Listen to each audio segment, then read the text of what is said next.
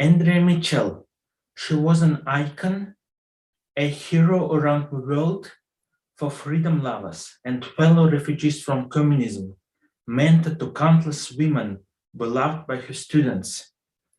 How would you describe Madeleine Albright? Well, she was certainly a trailblazer in that in the American context, in the US context, she was probably the first woman at a high level to participate in US aggressive wars and policy. You know, this had been done at a global context in the modern era with Golda Meir in Israel and Margaret Thatcher in England.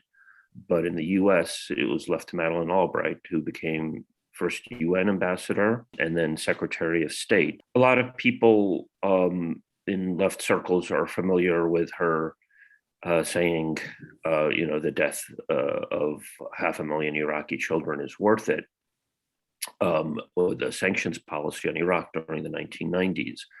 It's important to put that in context, though. What happened with Iraq was the US obliterated the infrastructure of Iraq. A lot of people are now making parallels with the Russian attack on Ukraine. There are critical differences, and that's one of them, at least not yet. The Russians have not knocked out the electricity in Ukraine, to my knowledge. And then the US imposed sanctions. The sanctions were supposed to be lifted, according to the UN Security Council resolutions, when Iraq conformed with its disarmament obligations in the UN Security Council resolutions. But the US immediately violated that and continued saying that the sanctions would continue regardless of what the Iraqis did. Certainly, if they conformed with their disarmament obligations, that they would still continue the sanctions. She actually said that in the spring of '97 during her first speech delivered at Georgetown University. I was there. I was in the audience, and she said that we have to maintain the sanctions. It's not enough for Iraq to provide its disarmament obligations. It has to prove its peaceful intentions. And in another part of the speech, I mean, how do you prove your peaceful intentions? Does the US have peaceful intentions? And then another part of the speech, she outlined all of these things that Iraq had to do, including reparations to Kuwait for the 1990 invasion. This is a country that's under siege and is incapable of feeding its own people. It's supposed to be able to provide reparations to Kuwait, a fairly wealthy Gulf oil emirate. And then whenever she went to the public, when there were standoffs, she would claim that, on rare occasions, somebody in the media would question her and say, what about that? Are you going to keep the sanctions in place no matter what? And she would say, we have a very clear path to getting rid of the sanctions. Saddam Hussein has to comply with UNSCOM, the disarmament agency, and get on with it. She was deceiving the public. She was pretending to the public that it was all a matter of Iraq complying with disarmament when she actually outlined the actual policy. It was clearly not a sufficient thing. And that's why you saw throughout the 1990s, Saddam Hussein continuously kicking out the weapons inspectors. It wasn't, as most presumed, that he had something to hide. It was because it was the only lever he had to pull. He couldn't give a speech. No one would pay attention. He couldn't shoot at anybody because then he'd just get bombed more. All he could do was kick out the weapons inspectors. So you had a series of standoffs throughout the 1990s. And there was a moment when the US public and the international community held the US aggression at bay. The height of this was at Ohio State when Clinton sent Sandy Berger, William Cohen, and of course Madeleine Albright to Ohio State University. And they were met with a very organized group of people who got into the arena, heckled them. The CNN producers told them to please be quiet. They said they would not be quiet. And it wasn't just them, it ended up being a large part of the thousands of people in that arena cheering on people who were eventually allowed to ask questions, the most prominent of which was John Strange. He was a substitute school teacher at the time. He's now a public defender in Philadelphia, where he says, well, you know, you're letting Israel slaughter Palestinians and Indonesia slaughter people in East Timor, and you're doing this, you know, basically calling out a large part of US policy. Madeleine Albright couldn't really answer the question. At the end, she said, as a former college professor, I'd be happy to talk to you for 50 minutes after this. And John Strange actually sent her a letter saying, well, you know, I'd love to sit down for 50 minutes. And of course, she never responded. So, you know, it was part of a and by the way, I actually questioned Albright. It's important to note when she said that thing about the Iraq weapon, you know, it being worth 500,000 children dying from the sanctions. She said that while she was UN ambassador. The following year, she got a promotion to be Secretary of State. So that kind of tells you what the incentives are and what the systems are. You know, it didn't cause any kind of scandal at the time. I don't think it was widely reported in the United States. It was widely reported, of course, in the Arab media. And the following year, I tried to ask her about it at the press club. And she said that she had no memory of it. She didn't remember saying it. And I said, no, I've seen you say it. And then she just went into a diatribe about how Saddam Hussein was responsible for all of this, which, as I already told you, isn't the case. So that her maintaining the sanctions on Iraq and periodic strikes against Iraq throughout the 1990s helped set the stage for the eventual Iraq invasion in 2003. As people might recall, they ended up bombing Iraq at a time and place that was convenient to Clinton's schedule, right before his scheduled impeachment vote in 1998. So it sort of showed the facade of, you know, how personal issues of presidents mesh with war making. Her other major innovation was using NATO in the Yugoslavia war, which has, you know, led to NATO being used, of course, in Afghanistan and in Libya, and now possibly in Ukraine. And the ramifications of the Yugoslavia war, which was called Madeleine Albright's War by many, are really profound, because it was seen as incredibly provocative to the Russians, and is sort of an inverse of the situation that you have now. That is, the allegation was Milosevic was killing Albanians in Kosovo, and therefore we had to go in to protect them, and we had to bomb Belgrade. We knocked out the electricity in Belgrade too. The U.S. government did. So it was the inverse situation, where you now have Russia moving into Ukraine, allegedly because Ukraine is oppressing Russian speakers in Donbass. In the case of, and at the time, a lot of people, including some Russians, were saying, you're setting a precedent here. You're inviting the inverse situation, that if the US can bomb Yugoslavia, then Russia can bomb people that it feels are oppressing Russians in the former Soviet states. So that has indeed come to pass. I don't think I don't know if any close observer could think that we would be in the current situation if we didn't have the Yugoslavia War of 1999.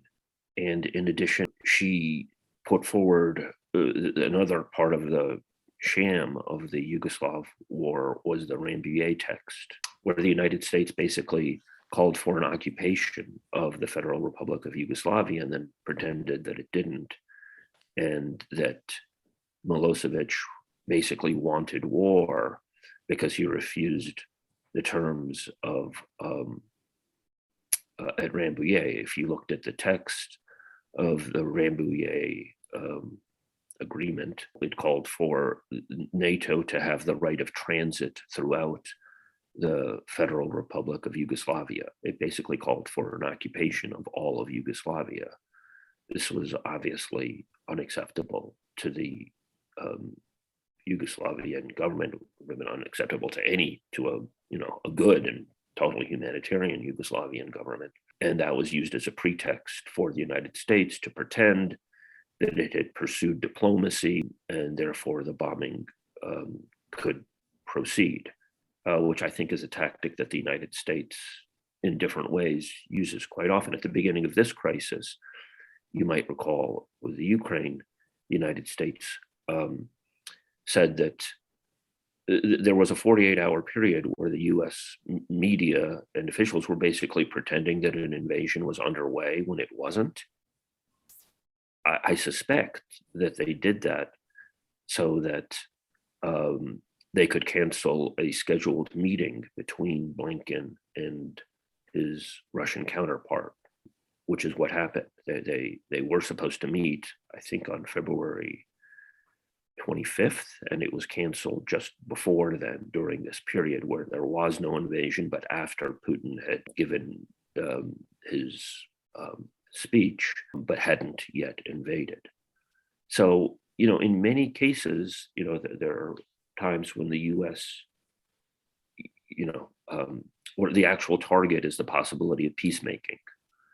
And Albright did a great deal to advance that posture of US policy by continuing the sanctions regardless of what Iraq did, preventing a lifting of the sanctions and Iraq returning to some level of normalcy in the 1990s, setting the stage for the eventual Iraq invasion, as well as all the other associated invasions, using NATO in this manner, and killing the possibility of a negotiated settlement over the situation in Kosovo.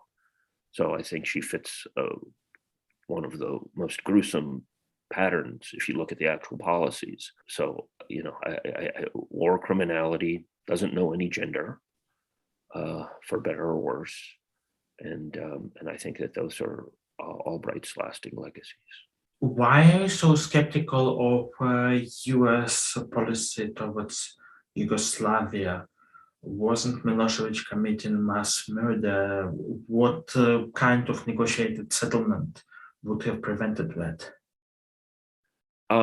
Well, I think that the Rambouillet text, I haven't looked at them recently, were reasonable except for this one appendix that allowed for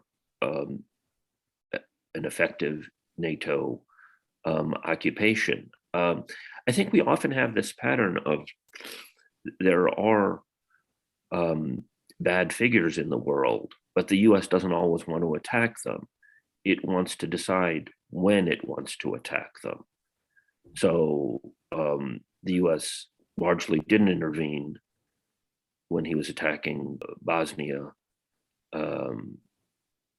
and so on, but for whatever reason decided that they did want to intervene during Kosovo. And if you look at the claims at the time, there were claims of, it was the only other time other than the current situation where you're seeing all of these Hitler parallels,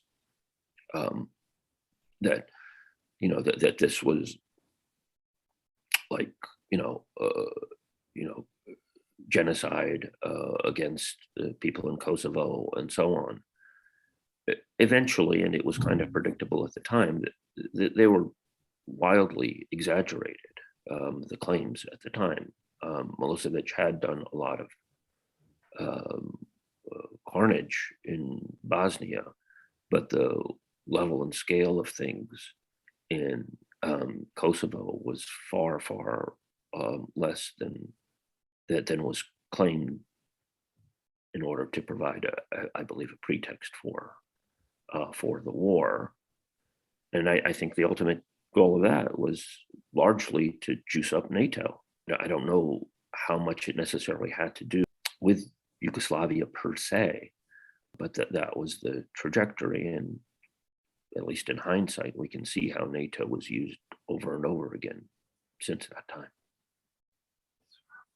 I mean, we see a similar pattern with Assad in Syria.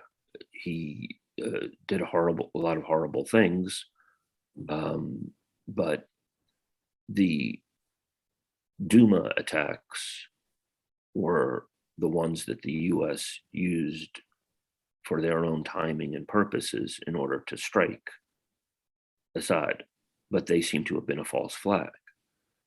So, the U.S. doesn't generally respond to actual humanitarian crises. It often lets them happen if they're perpetrated by somebody else. But then when it decides that it wants to intervene in a particular time and place, a pretext is frequently found. And I think that there are parallels to that as well in the current situation, where Biden is basically saying, if you use chemical, or at least people in the administration are saying, if Russia allegedly uses chemical or biological weapons, then the U.S. will intervene. That creates an incentive for a false flag by someone to make it seem that Russia is intervening, and that's what we did see in the case of Syria. It was the Duma attack seems to have been a false flag by opponents of Assad in order to draw the United States in. Aaron Maté reported on it in The Nation. Yes, Aaron's done a lot of work on the Syria situation, and I guess he's doing work on the Ukraine situation as well. What's the point of having this superb military we are always talking about if we can't use it? Right. It has been over 20 years since Madeleine Albright's tenure as Secretary of State ended, yet still this quote and the phrase "indispensable nation remain." Mm-hmm. How would you describe her influence on her successors in office and in general on US policy today? I think she was an important link in the chain. That line of hers was sort of directed at Colin Powell, who was perceived as not as trigger happy. I think that he responded that her remark nearly gave him an aneurysm, that, what's the use of having a military if you don't use it? And I should say that, she fits in with a broader pattern going backward as well. Her mentor was Zbigniew Brzezinski, who, as national security advisor of Carter, took great pride in his role of, I don't know if he quite drew the Soviets into Afghanistan, but of certainly handing them their own Vietnam. That is, the Soviets went into Afghanistan to protect a somewhat progressive, from my understanding, government there. The US backed the Mujahideen, armed them. This has been popularized with Charlie Wilson's war, and it accelerated under the Reagan administration, but it really got started. And the vision for it came largely from Brzezinski. So we're seeing that pattern potentially play out in Ukraine now. That is, will this be another Afghanistan for Russia? And Brzezinski, after he was National Security Advisor, wrote about Russia. And if you read some of his writings, it's quite clear that he envisioned and advocated for a breakup of Russia. That is, it's still too big. They broke up the Soviet Union. Well, they broke up the Warsaw Pact, and they broke up the Soviet Union. And now they seem to want to break up Russia. So all the while, NATO obviously continues to expand. That's the other obvious thing that Albright presided over, although it began earlier in Clinton's administration.